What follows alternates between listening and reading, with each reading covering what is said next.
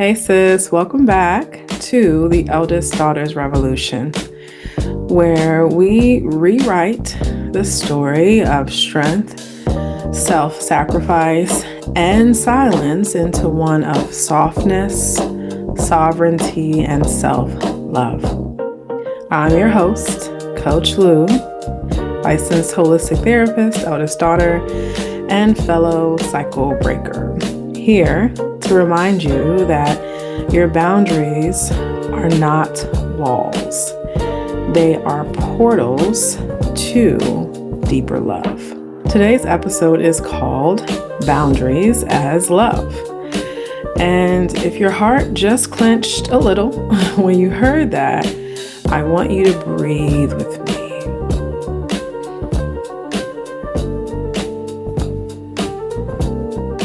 Because for so many of us, especially eldest daughters and caregivers, love and boundaries were not modeled as something that could coexist. So the promise of this episode is very simple but profound.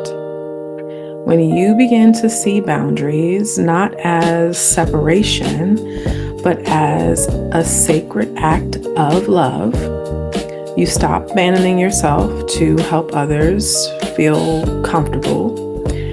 You stop equating love with overextension, overexertion, and you start building relationships rooted in mutual respect, not quiet resentment. So here's the truth. Most of us know we should set boundaries, right? We've read the quotes, we've read the books, watched the reels, maybe even journaled about it. But when it comes time to say no, our throat tightens, our stomach drops, and guilt flood over our entire body like a wave. Why does that happen? It happens because somewhere along the way, we were taught that love meant sacrifice, that being good meant being available, that our worth was measured by how much we could give and not how deeply we could rest in our truth. As eldest daughters and caregivers, we became experts at reading the room, anticipating needs and holding space for everyone except ourselves. And when we finally try to honor our needs, that good old inner critic whispers, "Who do you think you are to say no?" What's really happening in those moments isn't just mental, it's energetic.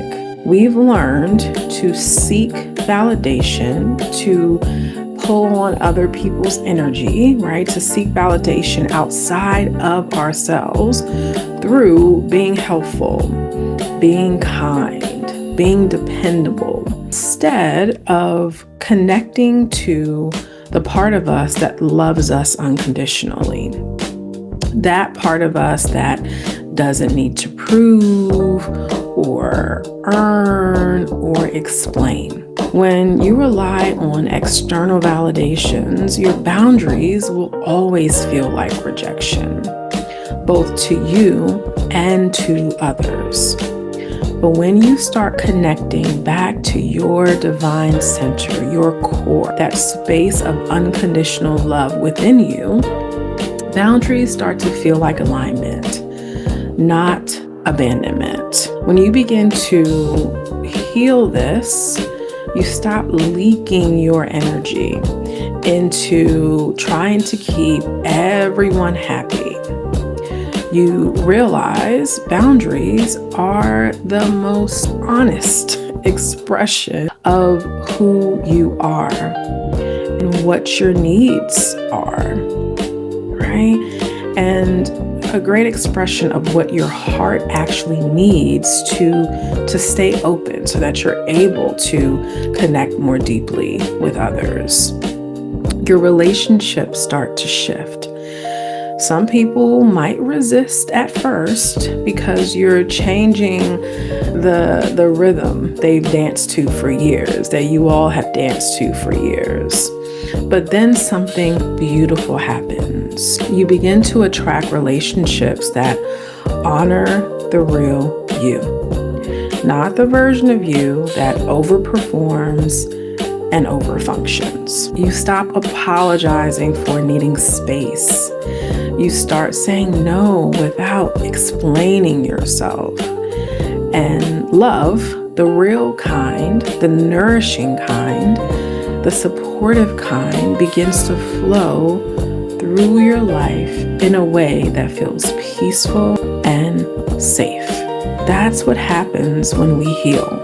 Boundaries become your way of saying, I love you and I love me too. Now, let's talk about how to begin setting these boundaries with love. When you're used to people pleasing, your sacral chakra, the energetic center just below your belly button, often carries the burden. It's where your yes lives, where your desires and your emotions flow. But when you overgive, that energy can get stuck there, heavy and tired. So today, we're going to move that energy upward, right? From your sacral, right? Your center of creation to your heart, your center of compassion. Right? We're going to reconnect to your willpower and to your self-love. So find a comfortable seat and make 2 fists. Take a deep breath in through your nose and exhale through your mouth. Big sigh.